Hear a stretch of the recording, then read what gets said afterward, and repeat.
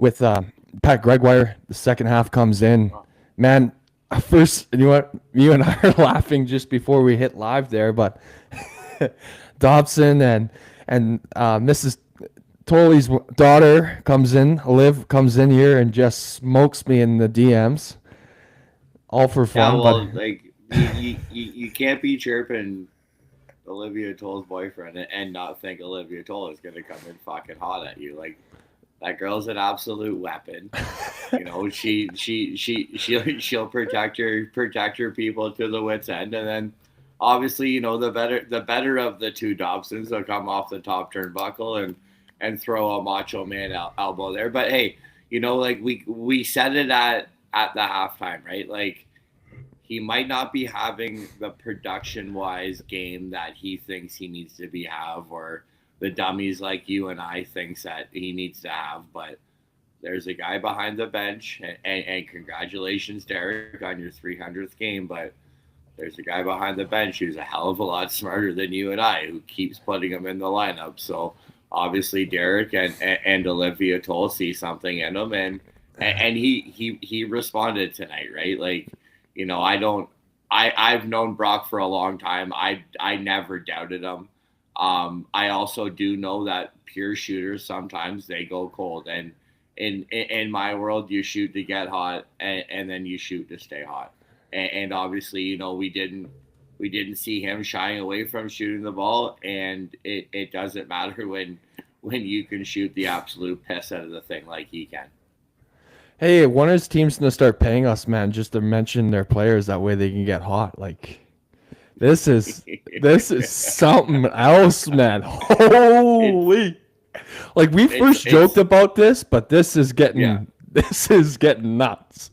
It's a little crazy, you know. Like I don't know if it's just the lacrosse gods looking down on us and giving us a little touch, right? And being like, you know, maybe the gods respect what we do. Maybe they're respecting the fact that, you know, we're one of the few out there that'll, you know, call guys out and kind of call it as we see it. And anybody that knows Toller and myself, and you know that we're not really afraid to pack or pull our punches. Sorry, right? So if somebody's shit, we'll tell them that they're shit, and like, who cares? Like, if who cares what we say?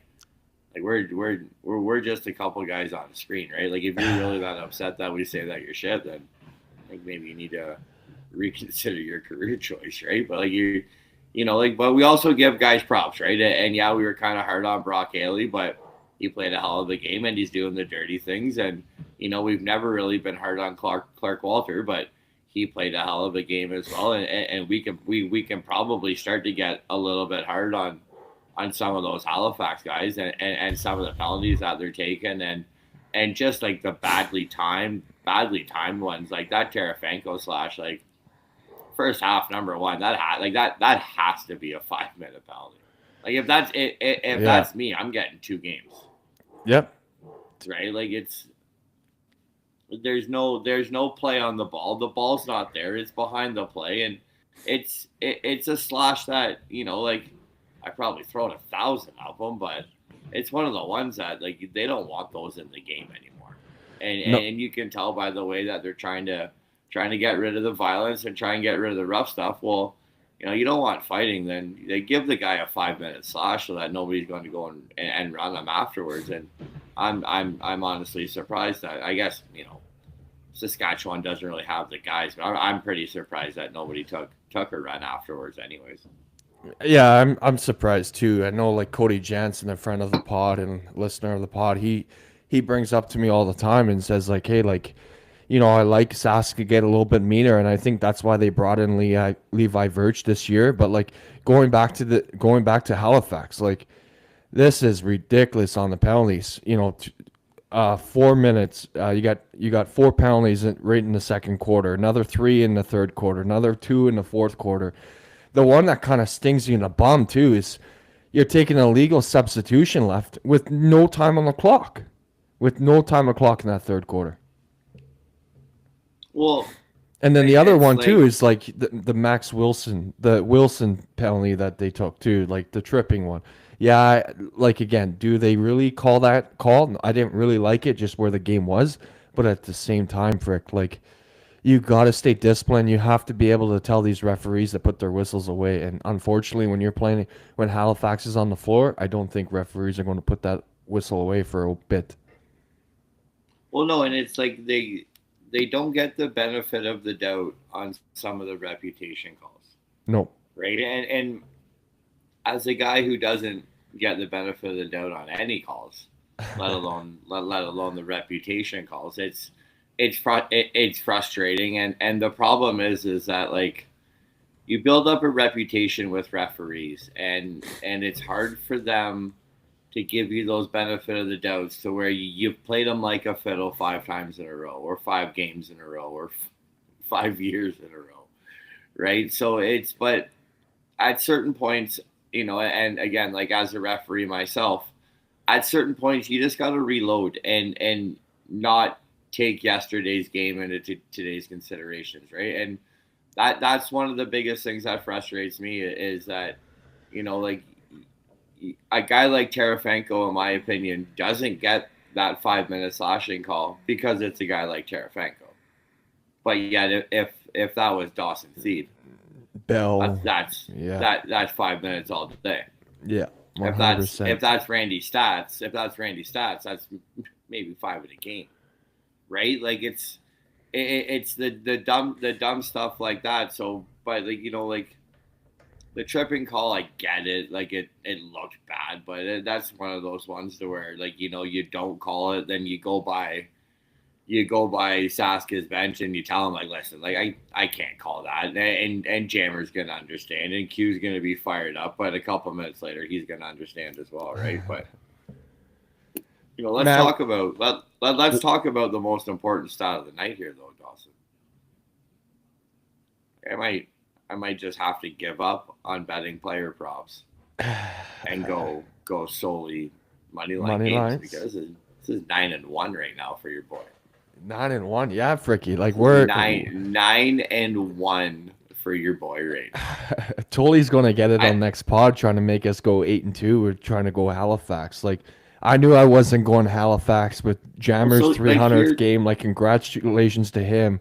Like I knew I was going Sask the whole time. I mean, if I'm gonna go down with a punch, I'm gonna go down with Sask losing Jammer's 300th game.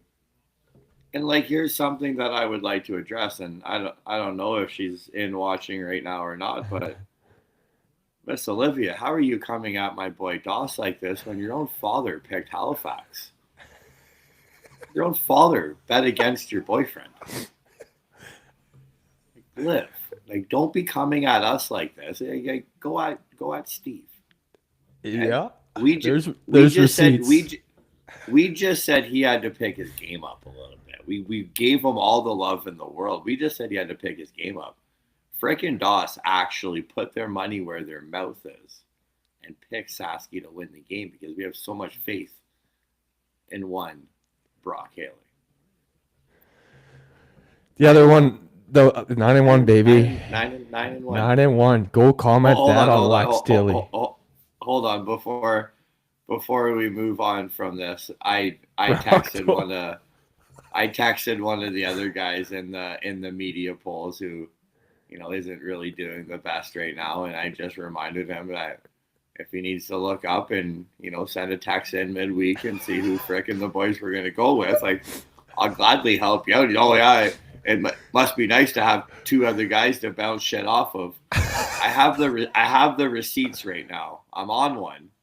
So we're rolling with Frick's picks. Me and Doss have a little back and forth, and Toller picks it, and we do a democracy more or less. Yeah, it's but like when you're rolling at 9-1, you don't bounce off Frick Daddy, baby. No, Frick. Like if everyone wants to ask that, I ask you guys both, what's your picks, and then I get your guys' picks, and then I go through it and say, okay, I like this team, like this team, like this team. And then it usually ends up to be, it does end up to be Frick's picks at the end of the day. I think what you're seeing, what I'm seeing is kind of on point. Totally, sometimes he has too many blue pants.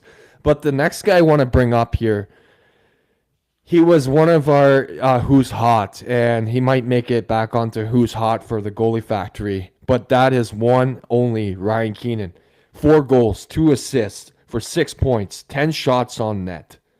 Like this guy, if you don't think he wanted to win this for his dad, I don't think you understand how Derek Keenan is wired. And like Ryan and Derek are super close too, right? Like I'm sure everybody knows the Derek Keenan story and what what he's kind of been through in his life and what him and Ryan went through together, and it's it's a terrible thing, and whatever, we can just move right on from that, right? But it's they have such a strong bond that Ryan was gonna show up tonight, and in what manner that was going to be, and whether or not he was going to be a goal scorer like his dad was, and like he turned out to be, or if he was going to be the facilitator like he normally is, or if he was going to be an off-ball grinder guy, which we all know he can do that too, right? Like it's the guy's the ultimate. He's the ultimate pro. He's the ultimate team guy. He's the kind of captain that you want in your dressing room, and the performance that he put on tonight, being his father's 300th game and setting that record, which is again just a remarkable feat. Congratulations, Derek. Man.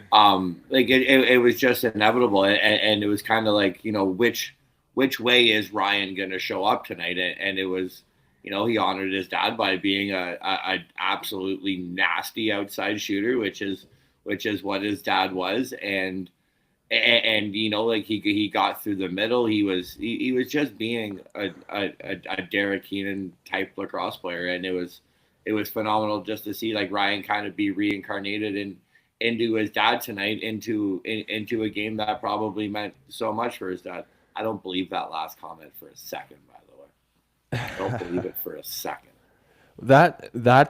That goal, man, like what he scored right through the whole entire defense, that off-ball defense. Gross. Like that I got a good, like I know Suits pretty well. I got a good feeling that video clip is going to be more than just like a 45-second clip. It's probably going to be like a repeat on that exact thing, and a lot of F's, a lot of mothers in front of the F's. I bet you there's some chicken feces that's thrown into that. Cowards, I think, will probably be a word that's used into that video clip. I can't, like, the way that Suter played, the guy that I know that he is, I can't see him being happy with, and not just that one, like a couple. Like our boy Patty Gregoire got into the chat earlier, and he's like how many more times are they going to let Mans go underneath? And then I think he went underneath 3 or 4 more times. Yep. Like it was bad. And it's just basic defense, right? Like Frick, we always say, man, behind the bench, like, don't let people beat you underneath. Don't let people beat you over top. And those are 2 perfect scenarios of just watching Zach Mans beat you underneath all game long. Watching Ryan Keenan just run right through the top and take it right down to the hole and put it in the back of the net. I'm going to throw it over to one comment here. And is Halifax overrated? Bomberry out the front gate. This is the second one that this has came up overnight. What is your thoughts with Bomberry coming out the front gate? Like, they do have a first overall pick, and McLeod, who hasn't made his NL debut, as first round, not first overall, first round. Yeah, first round. Sorry. And the next weekend they don't have an easy schedule. Halifax, they're playing back to back. One against, I believe it's Ottawa, and then the other one I believe is in Oshawa, where you and I will be in. Pretty sure McLeod is a left, right? Yeah, righty or lefty? I believe McLeod's a lefty, but maybe you go strong lefty. Okay, so if they take Bomberry off the front door, who's the third right? Make a good point, Frick. Right, like it's just you're kind of screwed on your numbers there. Yeah. and then Marinier is also a left, correct? Yeah, Marinier, but he's not in until next year, I believe, because he's at school. Okay, so but it's just unlucky with Hoagie being hurt, Yeah. and it's bad numbers, right? Like he's there at a necessity. Is that his most impactful position, being out the front door? No. His most impactful position is being. I know Bombers are right, Kyle. We're not talking about Bomber. We're talking about Will McLeod. So shut it. Yeah, Um, on the depth chart they have yeah. So Clark Peterson, Ronnie Stats, and that's about it. exactly, and then Marinier the right coming in the following year. Yeah. But again, like okay. So getting off track. Kyle pissed me off there. Getting off track. He's there at a necessity, and we all know his most impactful position is being big, mean, physical out the back door and running in between the lines, right? And that is a far more important position than playing out the front door. But he's out the front door at a necessity. I think the problem is that they're just missing Hogarth and his veteran savvy so much, and then you take away the ability for Bomber to run in between the lines. That is kind of the biggest hindrance to them right now. It's like their offense it's kind of lost without Hoagie. Hoagie brings such a different element to where it's hard to adjust, and you can't just pick and place a player of Thomas's abilities. It's unfortunate with the injury to Lyle Thompson, but he's already. Is he available right now? Like, is Georgia wanting to make a move? Halifax, are you wanting to jump on that and pay a premium right now? You're gonna have to pay a premium for I like Lyle Thompson. I like what Greggy's saying in the chat here. Give Christian Watts a chance. That kid can shoot the piss out of the ball too. Yeah, and he puts in the work. Big, strong, athletic. You always see him grinding. What are we bitching about helmets for? What? What's going on? It was the play where it gets the tripped on the play and he rolls the ball to the center, but he has the ball in his stick. So what are you going to do when you have the ball in your stick? You got to make a play either or. So yeah, you get the opportunity to finish the lacrosse play, whether or not if you lose your helmet. So as long as you don't take 4 more steps like so and so did in the Mann Cup, then it's fine. But no, going back to Greggy's good point. Christian Watts he's a player. I coached against him in Brooklyn a couple of years ago. I seen him play this summer. I think it was in Brampton, I want to say.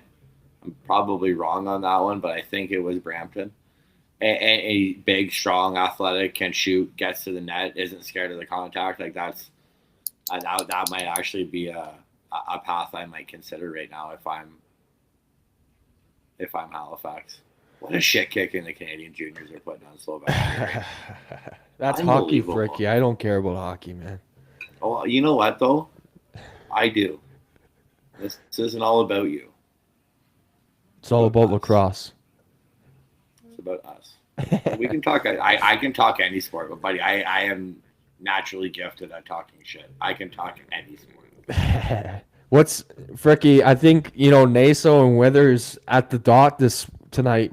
That was probably one of my favorite matchups watching. Like, you just have Naso, who's coming to the league in his second year, absolutely go toe to toe with Withers and beat him at the dot this weekend. Like, I've watched him.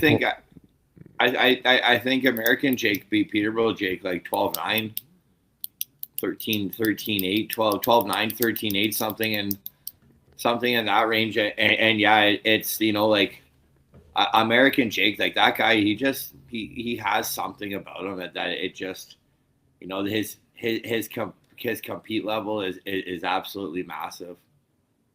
Frick is a better player than Naso. Like I don't know about a better player. Right? He's probably in better shape. I could probably do more offensively. I guarantee you I could get punched in the face. So, what's your opinion on better? I mean, he's brought in to do one job, right? That way that Mike Messenger doesn't have to take that face off, and look how good Messenger looks. Look how good that defense looks by always winning that draw, getting ball possessions, not having Mike Messenger go out to every single draw, try to win that. Like that was probably one of the biggest pickups that helped reboot this franchise in the Saskatchewan rush of going back to the playoffs last year, and they just kind of carried over into this year, man. They're 4-1 now. Sask looks hot. Sask looks hot. Buffalo, they had an easy schedule so far. Halifax, it depends on the game of what kind of game they want to play. Do they want to try to beat you down and roughen you up and make you look like a leather at the end of the day, or do they want to get to the game and try to win this game? The past two games I haven't liked, especially against Sask. You lost to Sask in the semifinal. You had to have these two games on your bingo card and saying, "Hey, we want to get these two because what they did to last year's semifinal." I think that Halifax just wanted to punch them in the throat as many times as they can. Well, I think the biggest problem is that they're trying to play the big mean motherfucker game, and the referees, they don't want that anymore, No. right? So it's just like I have it written down here in my game notes, and it's like the first period they let them play, and it was great, and then like you seen one dumb thing get let go, and the guys that are reffing, and that they said something to him, and then the next dumb thing they take one guy, and then it's just like it builds and snowballs and snowballs and snowballs to where it's just like again and again and again and again and again. Like you're not winning many games in the NLL when you have 18 penalty minutes in a game. Nope. No, teams are too good. Like I understand Jake Withers wanting to fight off of a loose ball, and he's getting frustrated because he's not used to losing. But what are you doing grabbing the guy's stick when the referee's standing right there because that's his position on the game? Like you 1,000,000% are smarter than that. Yeah. And I know that because I watched the guy play for the last 10 years. Yeah. Right? And like he's intelligent enough to the point to where he should know where his body position is, where the referee is, and if you do got to grab him, you don't wait till both of you are standing facing the referee. You wait until you spin, then you grab a stick when nobody's, it's not a free angle for him. And then you get away with your little cheap pull that you're trying to get away with. And like, don't get me wrong, I respect it. But it's just, you gotta be smarter. Like if you're going to be dirty, I get it. And if you're going to be, like that's not even dirty, that's just kind of greasy. You're going to be greasy, you got to be smarter. I mean, these are the two teams that have the most penalty minutes this year. Sask has gone up to 77 minutes, but I mean, if you look at their penalty minutes, where it's all coming from, that's coming from that Ottawa game. Most games, though. It's coming from the Ottawa game. But both those teams have played 5 games now. Yeah, 100%. Everybody else has played 3. No, for sure. But I mean, if you look in Sask's case, you got 3 guys in the Ottawa game taking 10-minute majors. So that number reduces way down. Where Halifax is already at 64 minutes in penalties this year alone. Like, it's discipline. Patty Gregoire, who's in the chat, also said, it's discipline. Discipline's going to win you this game, and discipline is going to win you a lot of games, and that didn't occur. Yeah, and then going back to that point, we got old KC Kyle Curtis up in the chat asking what I thought about the slash, and he knows exactly what I'm gonna say, and it's like it's chicken shit. Like it's absolute chicken shit. If you're that upset, grab the guy and punch him in the face. Right? Like it's a 5-minute slash 8 days a week. It did absolutely nothing because Zach Mans was literally on the power play the next time. Like the next dead ball, he was on the power play. So what did your slash do? Like, do something, do it. Like, don't give him a little slash in the leg. And again, like, it wasn't even like a little slash in the leg. Like, it was a fucking half of a 2-hander. It was like a 1.5-hander shot right to the leg. Like, it just, I I don't get it, and that's what you're gonna get if you consistently try and eliminate these men from fighting. Right? Like if you're not worried about the repercussions from a fight, because I don't know. I got positive. It's got to only be a 5-minute major in this league for fighting, right? Yeah, You it's don't still get yeah. thrown out. Yeah. No, like Okay. But it's like in some of the other leagues to where like you fight, then you get a game suspension, and then you fight again, then you get 2, and then if you fight again, you get 4, and then like it's just the more we take the physicality part of it out of it, and with the way that we were used to be allowed to police ourselves, the more rats you get in the game. And I don't know Tarafanko from Adam, and he doesn't seem like a bad guy, but that's a rat move. And if you just grab the guy and you want to give him a little shot, that's fine. You're probably not even getting a penalty there, right? It's just the 1.5 hander slash that it's ridiculous. the other one that I'm going to bring up here, Fricky, is this offensive in Halifax. Clark Peterson, Dawson Teed kind of showed up tonight. Cody Jameson buried one in. But other than that, other than those 4 guys, like there's no Jason Knox tonight. I had to go and see if he was playing because he was that noticeable. You got Brennan Bonberry, who's just firing at will. And especially that one shot. Did you see the one shot where it goes 400 feet in the corner? Like, you have to have more of an offensive group that buys in together, and I just don't think it's there yet. Well, it's different without one of your main pieces there, right? Like again, Hogarth is. FYI, I fucking love you, Shanksy. Why? He just said nice pick this week. He's in you again now. He's in the DMs in nice pick this week. Oh, Fricky, the one comment I want to bring up, and by the way, Jammer's coming on the podcast next week, so the man of 300's coming up on the pod. Did SAS change the way how they're shooting this game because the Austin Shanks video got posted? No, it's the stupidest thing you've ever said. You said that a lot. What? You say a lot of dumb shit. Short side, man. They went a lot of short side, and Shanksy and Derek Keenan loves far side. The video was of Derek Keenan telling him that if he shoots here, he'll score more. Yeah, so who's the coach of the fucking who's the coach of Sask? Derek Keenan. Okay, so obviously he's telling them to shoot. It has nothing to do with the video that you posted.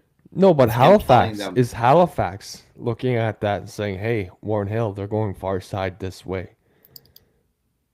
Yeah, listen. Get back on it. Listen to Pat. What's your? We'll get back on here. What's your thoughts on Halifax offense so far? I just think they got to figure it out. They thanks, Pat. Thank you. This guy doesn't know ball. I just love fucking tickling your foot. That's why he just rides my coattails on Preston's picks. That's why he's in first place. Yeah, okay. The guy taxes me everywhere. He's like, "Frick, who are you picking? I gotta stop telling you so that maybe I can get up there, right? I'm gonna lie. I'm gonna lie to you for a couple. You're just gonna lie for the pod then, man. Because whatever we take in Lax Tilly, that's what I take in Preston's picks. Yeah, so you're just settling over like that. And man, if I'm agreeing with your picks, I still have to send them to Derek. No, you shouldn't have to. Okay, Fricky, let's get back into the topic. What's your thoughts on Halifax offense? Halifax, they're too good to not be able to figure it out. Greg Linton, how do you think Tanner Cook would fit in Halifax? I do not think Tanner Cook would fit in that offense whatsoever. No. Tanner Cook, if he needs to go anywhere, it's Oshawa. Yeah. Imagine Tanner Cook in Vancouver, too. Yeah. I mean, how many more luxuries do you want though? All of them. I'd want every single one.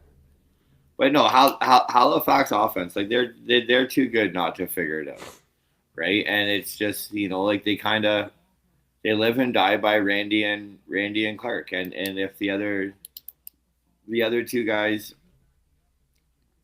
other guys on the other side aren't overproducing, then it's kind of just I don't think they have enough. Like most teams we're talking about, like an embarrassment of riches. Like I just don't think they have enough, right? Like I don't think they have the dominant ball carrier to get through, and Clark's a great piece and Randy's a great piece, but when it goes to the other side, if Dawson's not completely on one, then it just like it's gonna be tough. I think goal scoring is gonna be their downfall this year, and it's not goaltending and it's not the defense, and like they're what 3-2 now, and this is the first time they've let in more than 7 goals, right? Like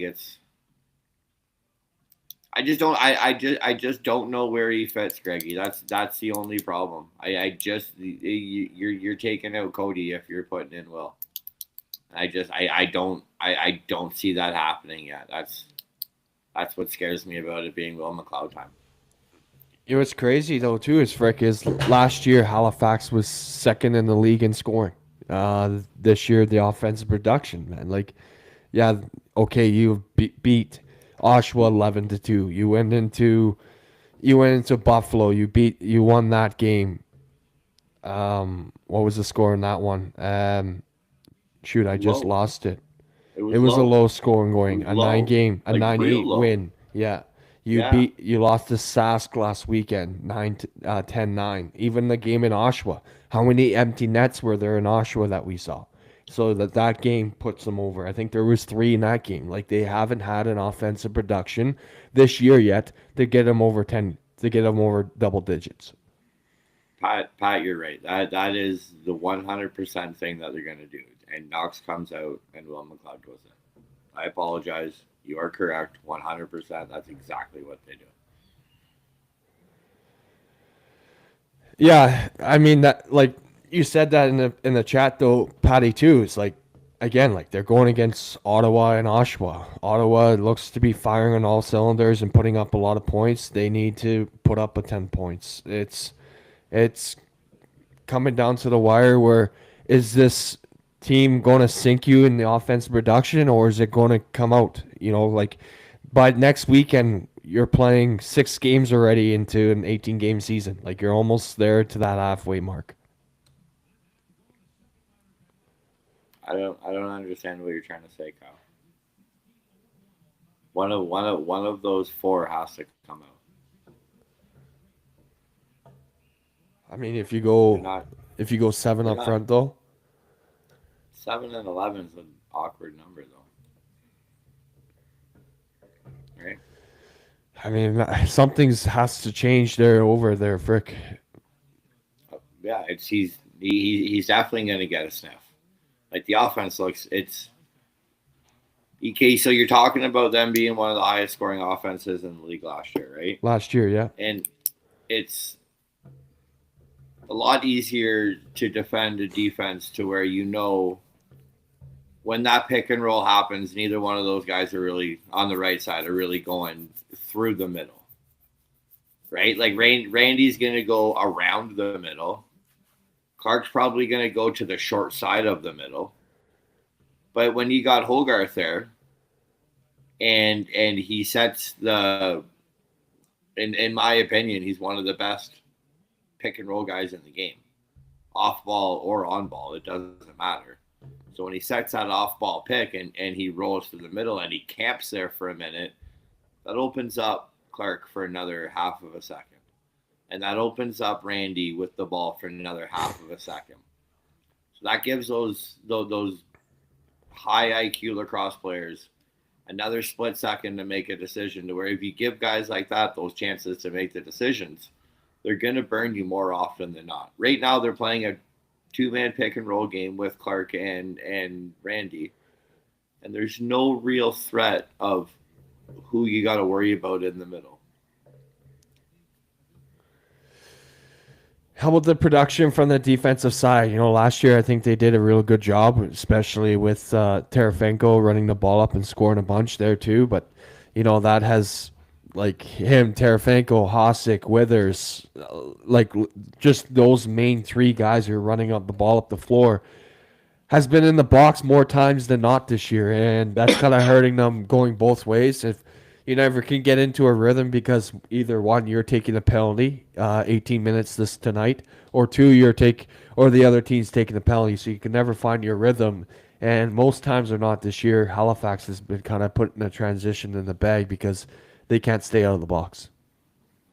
Yeah, and it's weird, right? Because normally like they're good at what I call playing in the chaos, right? Like they're kind of a team that wants to push the limits, and we again like we're just kind of I think we're recycling this topic here, and when we said like it's their act is kind of, in my opinion, it seems like it's getting tiring, right? Like Cody's not getting those throwing his head back penalty calls on him anymore. Tyson Bell's not getting away with, scoring a goal and a quick motherfucking and giving a guy a shot, then being able to go to the bench. Like they took him right away.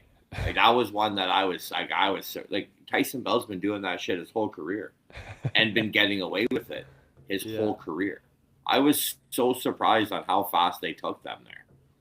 Like, and what he probably just said "fuck you," girl, and said "fuck you." They both gave each other a shot, and that let everybody be on their way. But it's one of those things to where it's, are they going to change? Like we all watched the Trailer Park Boys growing up, right? Like it's the old Leahy, like a shit leopard doesn't change its spots, and that's the same with this team. Like they're not going to change their DNA, and the way that they play, kind of with that, that sandpaper, that gritty, that motherfucker mentality.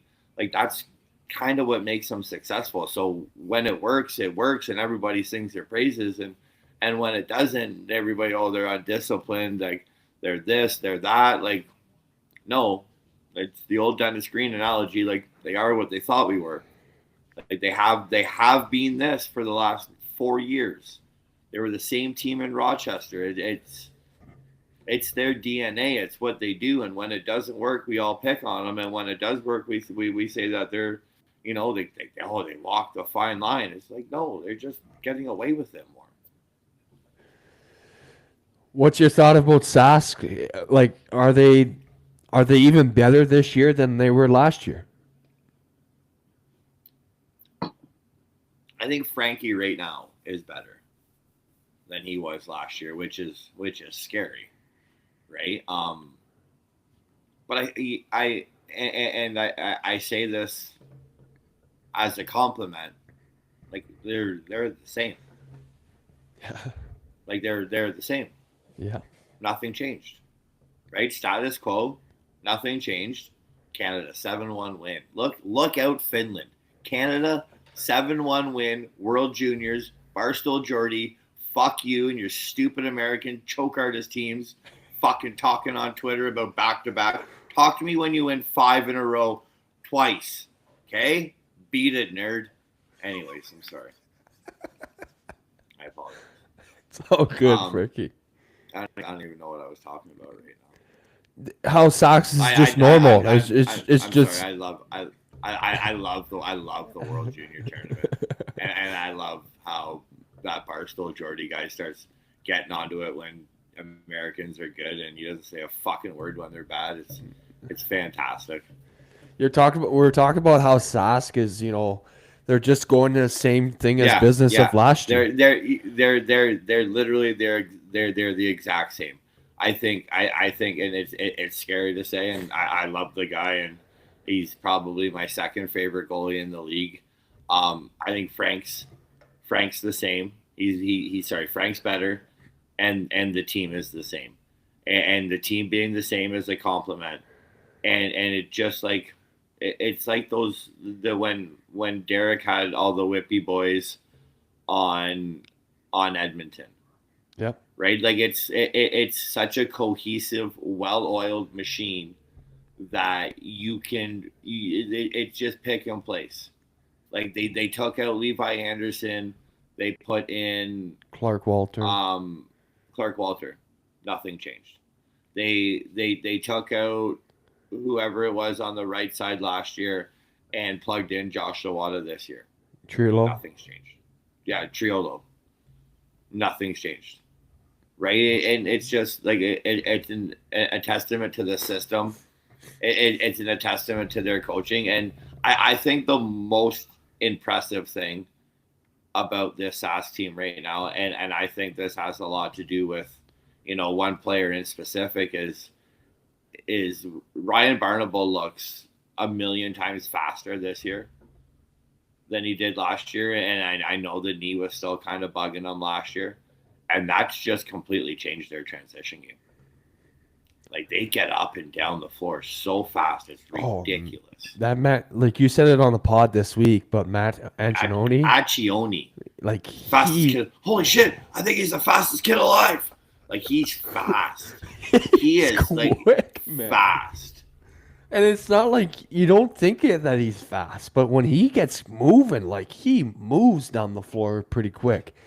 Like if you want to talk about building a defense, like this is one heck of a performance from Derek Keenan. Like you're bringing Jake Boudreau, Matt Ancinoni, Mike Messenger, Connor Garland, like Robbie Smith. Smith, you bring in him, like Connor McCallum, like Smith. Jared Smith, yeah. Connor McCallan's back there. Like then you have Matt Hosick, like just it's Ryan Burnable, Bobby Kidd the third. Like it's they're gross. Yeah, like this team is a problem. It is a problem, and especially if Frank stays being Frank. And the best part is, and we seen this last year, is if Frank all of a sudden doesn't want to be Frank for a couple of weeks. They got Thomas Kaisick back there. Yeah. Not a big deal. Yeah. And right? He's proven last year that he can win a couple games. Minto Cup winning goaltender. Founders Cup winning goaltender. Won 2 games after being thrown into the fire when Frank was having his kid last year. Like, come on. Like this team is an absolute. See, now this is why I wish the NLL would go back to divisions. Like imagine getting to see Frank and Christian battle 4 times a year instead of just twice. I love the way it is now. I'm a division guy. Like you stay on your side, I'll stay on my side. See you when I'm looking at you type shit. And then like let's because like I used to love the Western Conference wars. Right? Yeah, like I do love it. I do love it, but at the same time, loved it. At the same time, like you don't get these 2 games where like Halifax and Sask, it's a nothing game. It's a game where like, hey, we just beat you in the semifinals and we just beat you last weekend. Now let's play again. The one thing I would do I wish we could find a way where we could play more back-to-back games, where you're playing the same team back-to-back, because it just creates that animosity for the league, and I think it's just another way to grow this game. Yeah, until more guys like Uncle Joe are in the league and they're flying PJs for the boys, it's gonna be impossible, right? Like who would want to be jumping on a flight from Saski right now and greasing all the way back to the east coast of Canada and into Halifax, and then having to go to war again tomorrow after fighting little Johnny's sister for the last granola bar on the plane, and then listen to one kid complain and one kid cry and sitting in the middle seat, right? Like I know first world problems, I get it, right? But the NHL fellas, like they're coming into Pittsburgh and then jumping on a bird to where they can stretch their legs out and have a 3-course meal on the plane, and then they're jumping into the best accommodations that money can buy, and getting into an ice bath or a chrono chamber or whatever. Like, I just think the hurdles are too much in a game to where the money is so little. But you're right. It would be dynamite. It would be absolutely dynamite to see those two teams go to war again. But it's just I don't see it. We're in the rankings. Is Sask your number one team in the rankings right now, or where does Sask rank? Well, like I'm an old Ric Flair guy, right? And like to be the man, you got to beat the man. And right now, that man is in Western New York. Do you think that man Until has an easy schedule, allowing them being in the top ranks though? I don't care about who's had an easier schedule or what. You play who's in front of you, Yeah, and that's all you can worry about, I mean right? they're the They two have wins they that they're have coming they off of. The two wins they're coming and off is again, like Georgia realistically, and like they're Calgary. like I know you don't like hockey, but it's the same thing that everybody says about the Maple Leafs or the Oilers. None of this shit matters to Buffalo. None of it matters. They could go 9-9, Make 8-8, playoffs. whatever the schedule is. Yeah. Grease in at the 8th spot, and then just walk into the playoffs and punch everybody in the dick every single time they play them. That's like the playoffs matter for Buffalo. So I again, you can ask me this question the night before the playoffs start, and Buffalo could be in 8th spot going into this playoff round, and I'll tell you the best team in the league is Buffalo. Until you beat Buffalo, they're the best team in the league. Do they look the best aesthetically right now? No. Whoever that is in the chat that says Rochester number one, yes, you're right. They look the best aesthetically. Is Sask probably number two? Yes. Is Vancouver probably number three? Yes. But if Ryan McMichael's power rankings, it's Buffalo one. Everybody else figure it out. I mean, you can't deny where you go with that freaking just like how you just said there is you got to beat the guy to know the guy, and I mean I'll give it to you, but it's still like I go back to Georgia, Sass beat Georgia, Halifax. They lost to Halifax in a 9-8 overtime victory. For Halifax, there Sask has now beat them twice. Calgary Roughnecks, they 13-7 game. Rush kind of blew them apart in the first quarter, and Buffalo blew them apart in the second quarter. So just looking at where Buffalo's schedule is, they're coming up against Las Vegas there this weekend, which is another, maybe looking into the season. Is this going to be a test? It might be a test. Can Buffalo hang around with that offense in Las Vegas? Okay, that's gonna be Las Vegas's biggest test yet, right? Like, and again, like that's the one game, and I'm gonna sound so arrogant here, and I love every minute of it. Crew That's the Duck. one game that I think I can possibly lose this weekend in the picks, because I think that like Vegas has that. I want to touch on this in a minute. Okay, like I'm so mad this person put that up right now as I'm going to start talking about my favorite team in the National Lacrosse League in the Las Vegas Desert Dogs. So mad. I've been saying this shit for years. I think he's terrible. This is the one game to where I didn't want to pick it. Like I wish you could just remember. Like I don't know if you guys ever had this, but like back before betting was legalized, you could do what was called boxing a game on Proline, to where you could pick both teams, right? And you paid like an extra $5, and you could pick both teams, and then that way you didn't have to pick between. You could box one game or two games or whatever. Wish I could box this one, because the way that I see Las Vegas playing right now is the absolute epitome of a Sean Williams run team. They got swagger. They got a little bit of moxie right now. It's kind of like, and again, like he's the person that taught me this analogy. It's kind of like the jab, jab, jab, punch, jab, jab. Like they're just fucking grinding you down and down and down until all of a sudden they're up by 4. they're up by 5 and they're getting, what's he saying here? Halifax held Hold on. Oshawa to 2 goals. One in Buffalo. Lost a goal to Sask. Lost in Sask while playing the entire game in the box. Is it really time for the skies falling narrative in Halifax? No. And like that's what we were saying, what I was saying the whole time. Like, there's nothing wrong. Like, they just got to figure it out. Like, it's okay. Like, they lost a major piece of their offense. It's okay. They'll be okay. Okay. Create the narrative.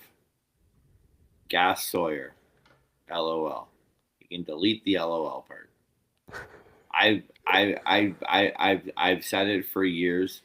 How Bruce Cod doesn't run that bench by now is absurd. I don't. I respect the loyalty that Jamie has to his coaching staff. I get this isn't the fire your coach league, but like, how do you run it back with him?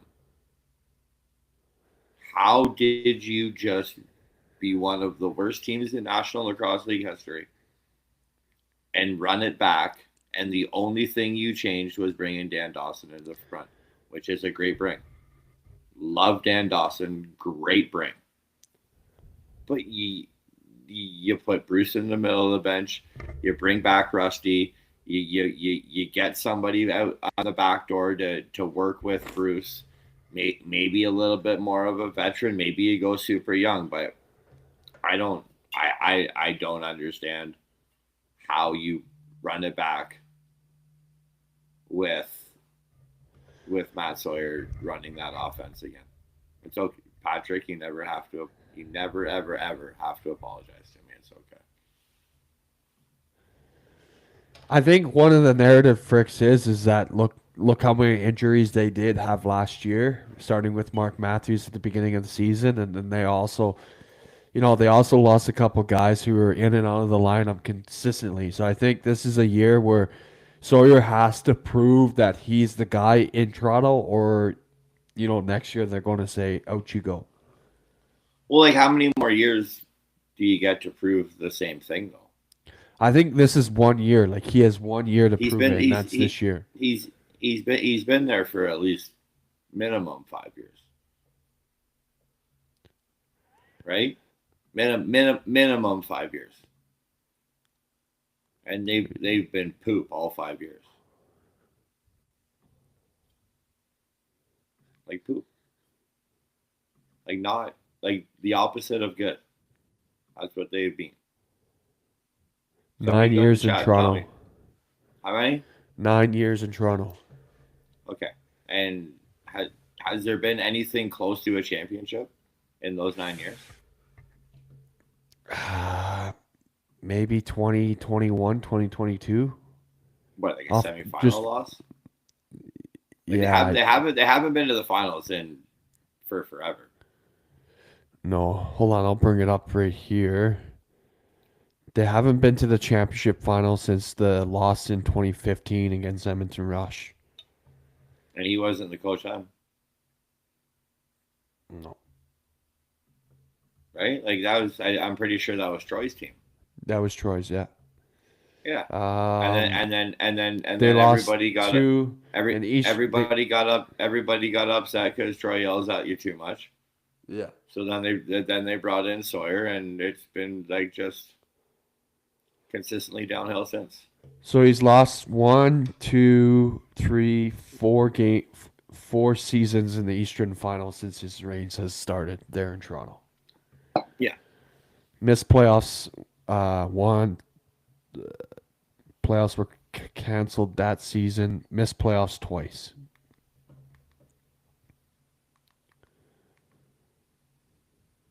I don't know. I think with some of the lineups that he's had and the grace period that he's had, I think it's just, again, like, who the fuck am I, right? But I think like if we want to be a professional sport, we have to start treating these people like they're not just my buddy who works at the track with me.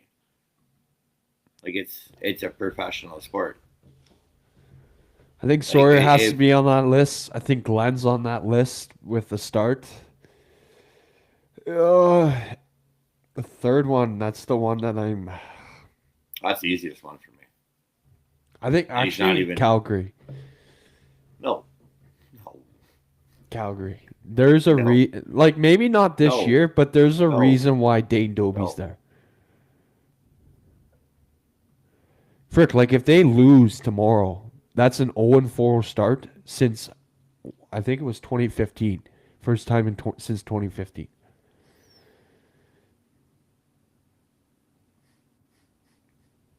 No? Who's the other one? What's the reason that Dane Dobie's there? I think he's there to take over, man, at one point. It's a song written by Sean Puff Daddy Combs and the Notorious B.I.G. The only reason that he's there. If he's coaching anywhere, it will be beside his buddy Kurt Malowski. I will bet you every single dollar that I will ever make for the rest of my life. This is a 1 year deal. This is a 1 year deal for Dane in Calgary. And if he's going to coach anywhere, it'll be running the offense for Kurt. So who's the third coach? We got Sawyer, Glenn Clark, and who's else? Who's on the hot Well, seat? like my list goes Patrick Merrill, Matt Sawyer, Glenn Clark. In that order. Patrick Merrill doesn't at least make the championship this year. I think Uncle Joe gasses him right away. Like, see you later, bye. We'll smell you later. How about the other one and Uncle Joe in Las Vegas? Did they make the playoffs in order for Shawnee to save his seat? Yeah, no, Willie has to have a successful year as well. I just see that happening. So that's why I don't see Willie being on the hot seat, because I feel like they're going to be successful. Right? I don't see San Diego being successful. And I think that's one to where it's just been consistent heartbreak in the playoffs with a loaded roster, and then they retool. No, they're not. They're not, Pat. This is just us trying to stir it up. There's no hot seat in the NLL, and that's the point that I was trying to make previous. There's none. If we're gonna be considered a professional sport, we have to start treating it like a professional sport. If Craig Berube had not made the playoffs for the last 4.5 years for the Toronto Maple Leafs, would he still have a job? Like, going back to SAS, there's a defensive coach that might be looking for a spot in the next year or so too. Is Jeremy Talevi?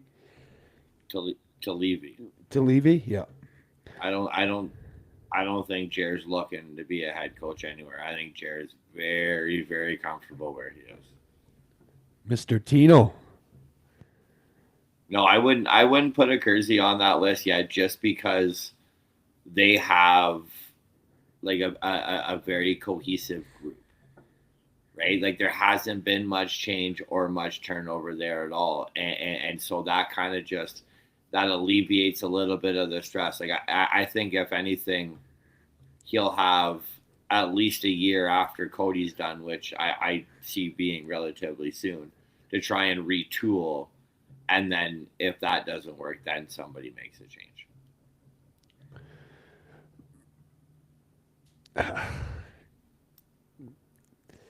Frick, how do you think how do you think this weekend goes? What do you think is to catch people off guard? Calgary. I think this is the weekend that, like, they almost put it together in Toronto, right? Yeah. It's like my Newfie friends like to say, they were close by. Right? They were real close by.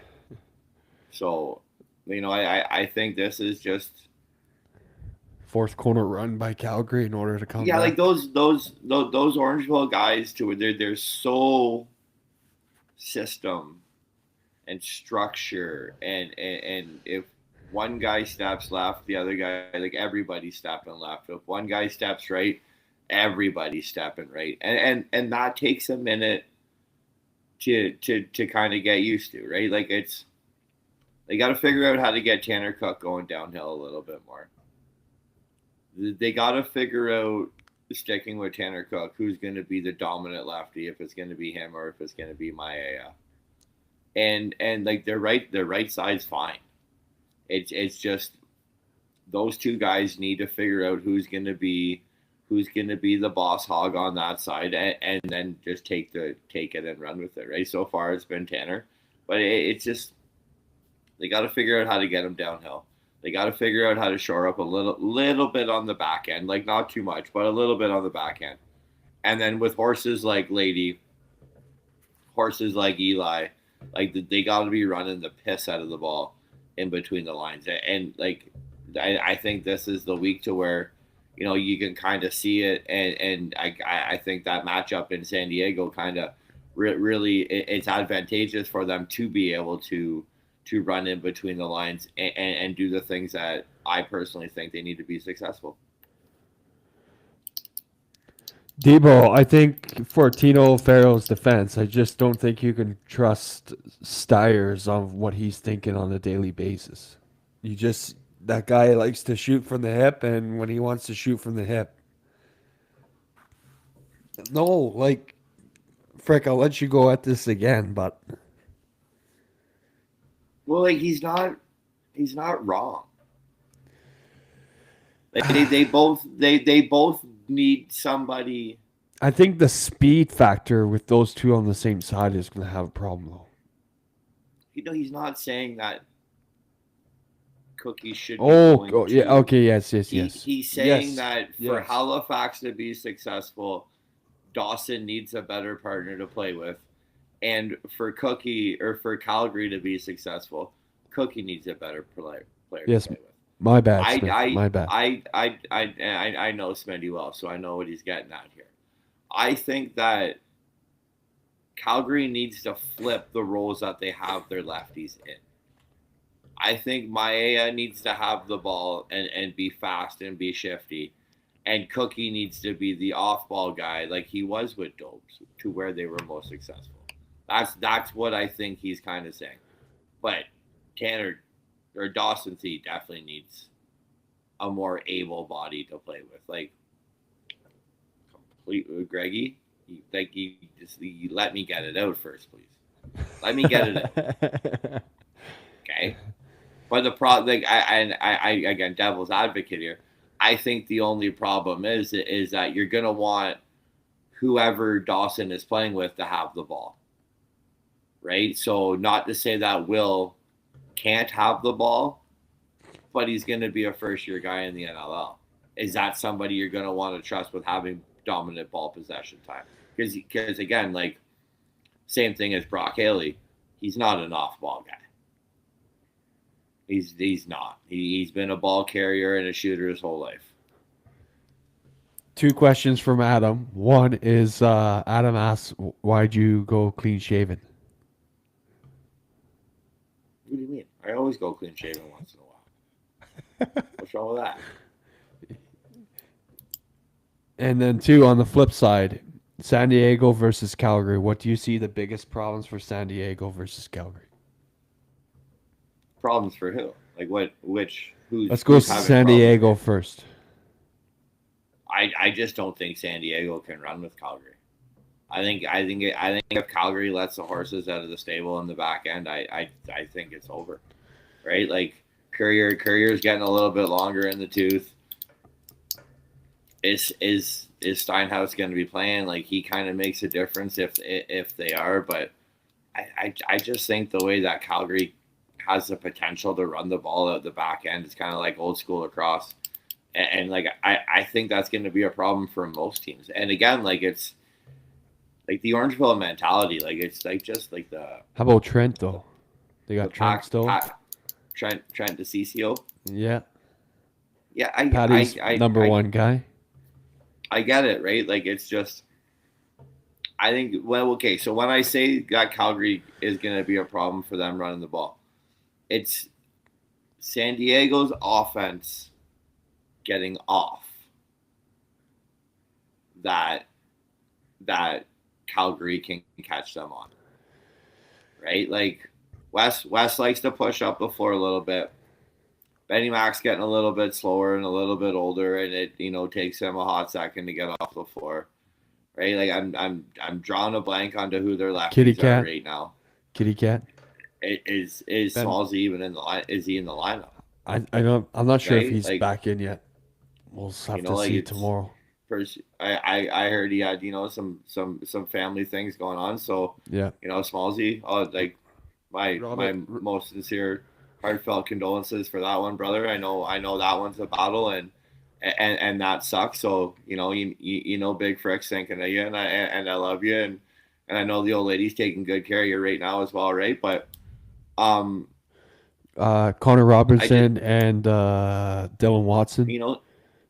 See, Rob's not the fastest of foot kind of guy, right? Little Whip's young and he's full of piss and vinegar, right? But it's just the way that Calgary has the ability to like Brandon Lady is an absolute horse on the back end, and he gets out of the zone faster than most people I've seen in a while. And again, like you got Eli, you got some long, lanky fellas that like to run. Jack follows. Like, right? Lady was the reason why that Del Bianco trade went through. Like that's a big piece to give up. Exactly, right? So I think for San Diego, getting off the floor and getting your defense on is going to be your problem, and for Calgary, their problem is just an experience. Right? Like, you were forgetting one guy whose name is Pepper, and he has pep in his steps. So, yeah, again, young kid though, right? Young kid, right? Small sample size, young kid. We'll see what he does really bring. But if that Calgary offense can get clipping and Noah Manning can go off, and the transition game, plays, like I think they're catching a lot of teams by surprise. What's your thoughts in Colorado before we end this pod? One of the biggest questions is can Jack Kennedy ignite that offense and come back to, Will McLeod went out for 6 in game 1 against Vancouver. Other than that offense hasn't really looked good ever since then. What's your thoughts against Rochester versus Colorado? Like, I definitely think he can help. Like, I'd be the stupidest person in the world. No, for sure. If I came on here and I said I don't think that Jack Hanna's going to help. 250 points in how many games? 250 points in under 60 games. Okay, it's the most egregious stat I've ever heard in my life, to where the point when the person told me, I called them a liar. But obviously, 54 games, 222 points. Right? Do I think that he's going to help? Yes. I think he's going to help this week. No, I don't think that you can put such a key piece and completely change your offense in a league to where they're probably just starting their first practice together right now. Right? So I don't think that he's going to help this week, hence why I took Rochester. But I have a very strong feeling that this might be one of the last weeks that I bet against Colorado. Honest to God, like that if that offense figures it out, they're going to be nasty. Before we get to Patty's last comment, I brought this up with Jordan McBride when we were just having a FaceTime chat about loading and loose mesh today. I said, how much is releasing Ben McDonald and bringing in Dylan McIntosh is kind of the same type of player, and you kind of give up a lot for that Frick with a second and third round pick going back the other way. Sorry, I was in a text message. But what did you say? So I was bringing up with Jordan McBride when we were just having the FaceTime call with loading and loose mesh there today, but you know, he brought up a point where bringing in Dylan McIntosh and giving up a second and third, and now you went and released Ben McDonald. Kind of the same type of player. There's not really much of a kind of rapport on Ben McDonald, but I mean, you did give up a second round and a third pick for the same type of player. Yeah, but one has NLL games under their belt. Yeah. And Right? like Like other than that that, other than that, are you? that but before Jack Hanna was even talked about, that right side needed a little bit of veteran presence. Yeah, for sure. I don't know if you know Dylan McIntosh or not, but the kid is an absolute pro. First guy in the gym, last guy out. Always on the video. Always, you know, like as a coach, it's refreshing to get a text message from a guy every single day. Hey Frick, what about this? Hey Frick, what about that? Hey Frick, you ever think about this? Hey, you want to talk about that? Hey, you want to talk about this? That's what DMAC is. Right? Like it's the intangibles that he brings to a team. DMAC and McIntosh just play the same amount of games. But it's what about I'm talking longevity. Yeah. I mean, right? Like McIntosh 26 and you're with a 24-year-old. Bounced around the practice roster for a couple of years. I don't know the other kid, but I do know McIntosh. The intangibles that he brings are far beyond what you're going to see on the stat sheet. Far beyond, right? So again, like it's to me that's an easy decision, and I don't know the other kid.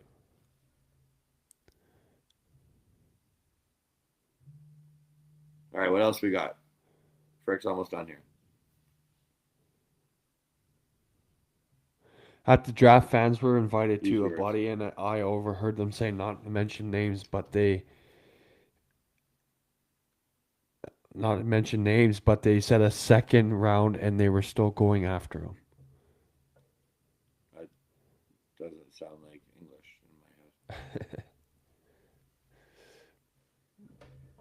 Last one, and then we're going to jump off here, but Pat Gregoire gets the last word. Sponsored by Coolbet. This podcast, this post-game show is sponsored by Coolbet. Make sure you go on Coolbet.com and use promo code MESH. That's MESH, MESH, and match up to the first $200 you deposit. Pat Gregoire says, before you guys leave, lots of talk about Halifax trading for Lyle at the start of the year. What about Halifax trading for Casey Wilson when he's healthy?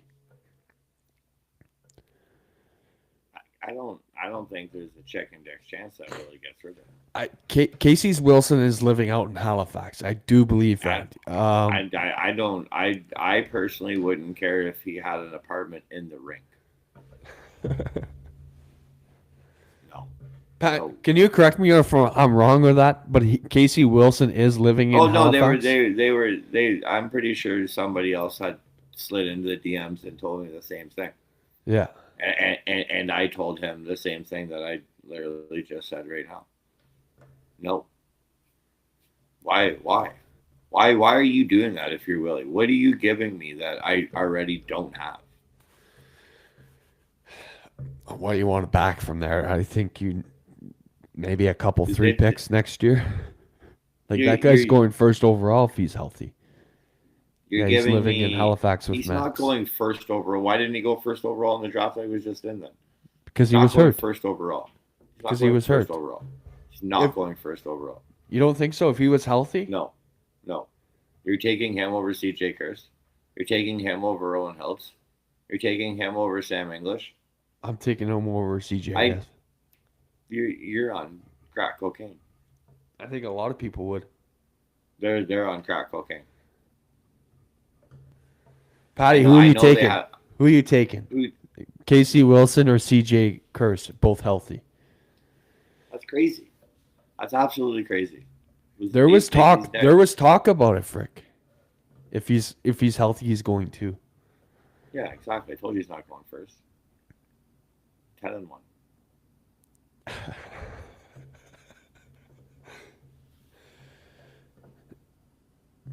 Fricky, I appreciate you coming on, man. I think all the guys love it when we do this type of stuff. It's cool to do a halftime and then a post game show.